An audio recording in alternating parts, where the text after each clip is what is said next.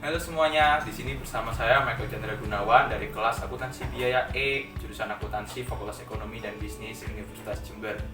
Di sini saya akan mewawancarai Fania selaku anak dari pemilik usaha catering dan kue kering Bu Lili. Di sini kami akan membahas tema biaya bahan pada pembuatan kue kering Lebaran dan perlakuannya terhadap bahan. Jadi yang kami fokuskan di sini adalah tentang bahan baku serta biayanya. Untuk yang pertama kita ngobrol santai dulu. Ini usaha sudah berapa lama sih? Ya kira-kira sudah 10 tahun ya. Di sini Kak Fania ini sebagai apa? Ya saya kan sebagai anaknya, jadi saya ikut membantu juga dalam proses produksinya itu. Saya tuh mungkin ikut membantu itu dari 3 atau 4 tahun yang lalu. Dari akuntansi biaya itu ada 2 sistem.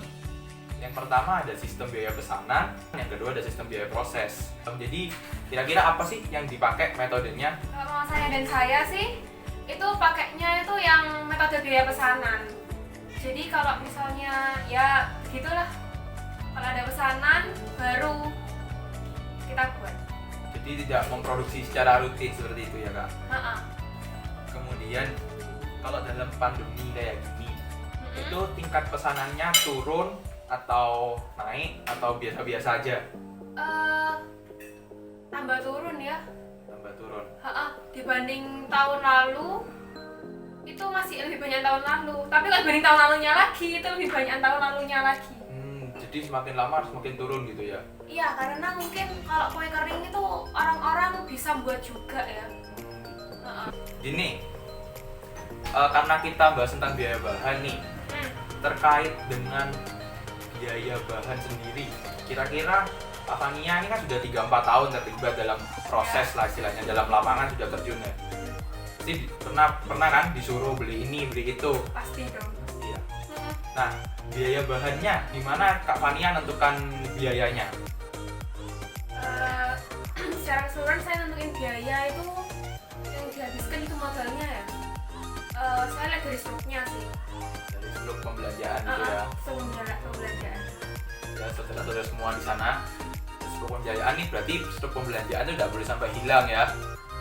Ya, struktur pembelanjaan tidak boleh sampai hilang. Kalau hilang, Karena itu sumber pengetahuan pembelanjaan bagi yang berjualan. nah Ya, betul gitu. itu.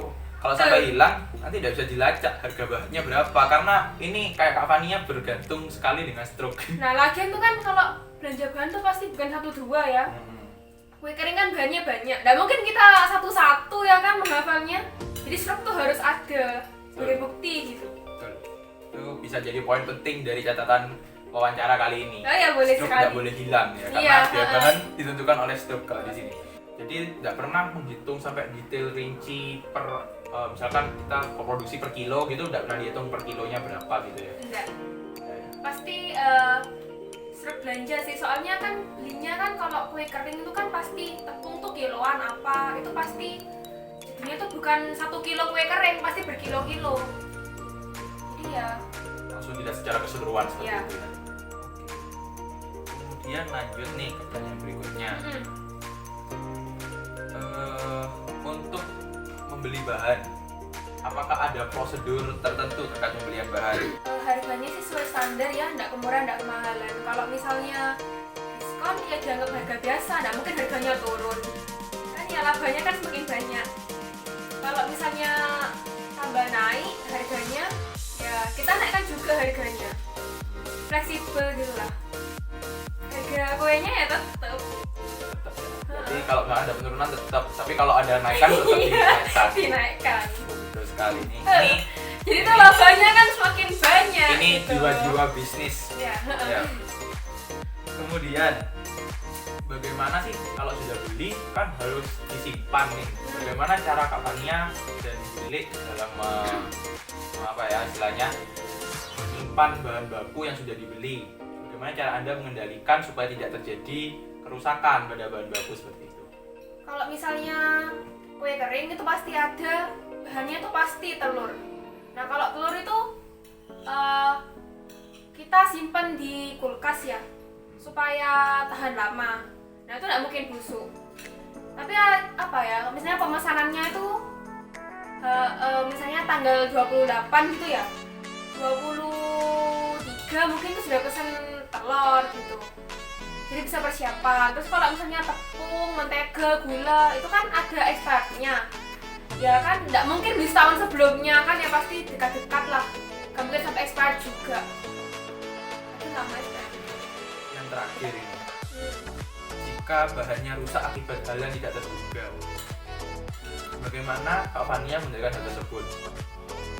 Kalau misalnya rusak, ya saya beli yang baru. Jadi yang kemarin nggak dianggap sebagai kerugian atau dianggap sebagai kerugian? Diikhlaskan.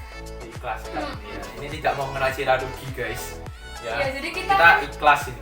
Iya, ikhlas. Kita itu kan nggak mungkin kan naikkan harganya, sedangkan para pembeli itu tahu kalau di situ murah tapi itu apa ya, murah tapi enak gitu kan, nggak mungkin dinaikkan jadi mahal gitu kan. Jadi kita tetap apa ya, memegang, saya apa ya, pelanggan itu masih percaya sama kita, masih mau beli sama kita. Nggak mungkin kalau misalnya kemahalan kan ya malah, kok kemahalan sih kan, malah nggak mau beli gitu.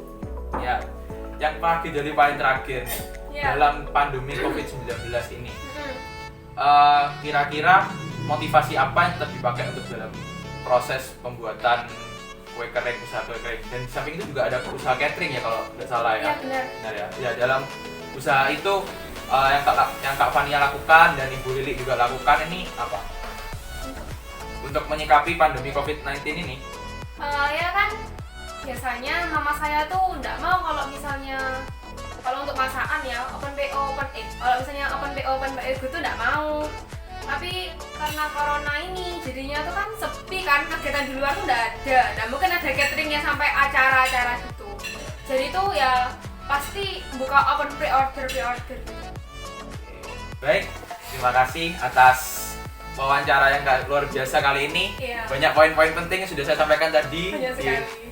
di awal video dan hingga akhir. Banyak pembelajaran yang kita bisa peroleh dari wawancara kali ini. Sekaligus kita juga membahas tema tentang biaya bahan dan pengendalian bahan yang terkait di mata kuliah akuntansi biaya. Sekian bersama saya Michael Chandra Gunawan dan Kak Fania. Kami mengucapkan terima kasih atas perhatian semuanya.